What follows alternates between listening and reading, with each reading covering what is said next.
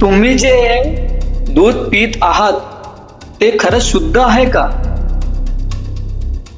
हा प्रश्न आता गंभीर बनलाय. कारण मुंबईपासून छत्रपती संभाजीनगरपर्यंत अन्न व औषध प्रशासनाने दूध भेसळ करणाऱ्या विरोधात मोठी कारवाई केली. IAS अधिकारी तुकाराम मुंढे यांच्या नेतृत्वाखाली सुरू झालेल्या या मोहिमेमुळे राज्यातील भेसळखोरांचे धाबे दणाणले. नमस्कार, मी निलेश मालवी आणि तुम्ही पाहत आहात प्रतिप्रश्न. मुंबईतील दहिसरमधून FDA ला गुप्त माहिती मिळाली. काही जण नामांकित कंपन्यांच्या दूध पिशव्यांमध्ये छेडछाड करून त्यात भेसळ करत आहेत. या माहितीच्या आधारे गुरुवारी पहाटे म्हणजे 9 जुलै 2026 रोजी अन्न व औषध प्रशासन आणि गुन्हे प्रकटीकरण शाखेच्या पथकाने संयुक्त छापा टाकला. या कारवाई लिंगया भिक्षवया गंता हा आरोपी प्रत्यक्ष भेसळ करताना पकडला गेला. त्याला तात्काळ अटक करण्यात आली असून दहिसर पोलीस ठाण्यात गुन्हा दाखल करण्यात आलाय.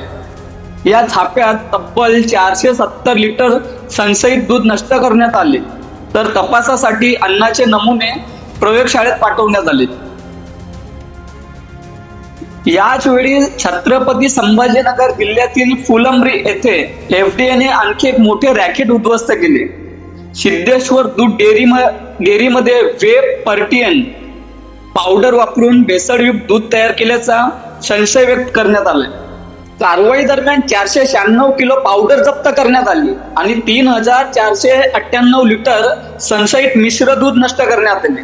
जप्त केलेल्या साठ्याची किंमत सुमारे 1,33,000 रुपये होती. तपासात पुढे सरकताच दूध इतर डेअरींनाही पुरवले जात होते. त्यानंतर संबंधित डेअरीवरही तपास करण्यात आला. तपासात हेही उजड झाले की शिवकृपा दूध डेअरी मधून दूध मराठवाडा मिल्क प्रोड्युसर कंपनी आणि गुजरातमधील पंचमहाल सहकारी दूध उत्पादन संघाकडे पाठवले जात होते. त्यामुळे या संपूर्ण साखळीचा तपास आता अधिक वेगाने सुरू आहे.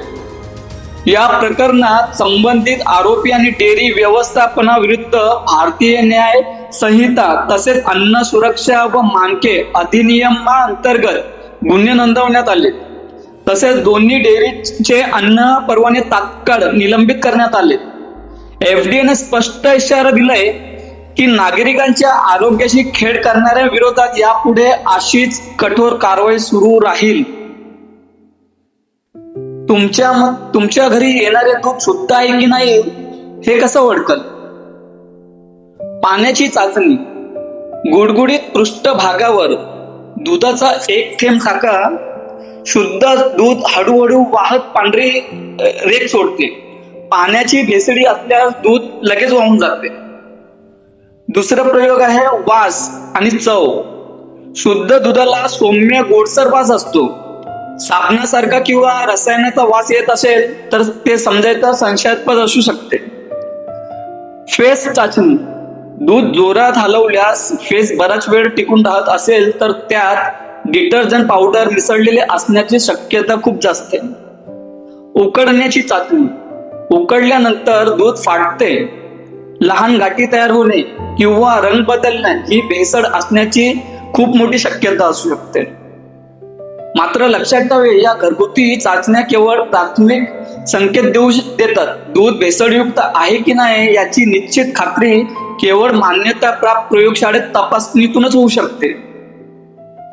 तुमच्या परिसरातही अशा प्रकारचा संशयास्पद दूध पुरवठा होत असेल तर संबंधित प्रशासनाकडे तात्काळ तक्रार करा.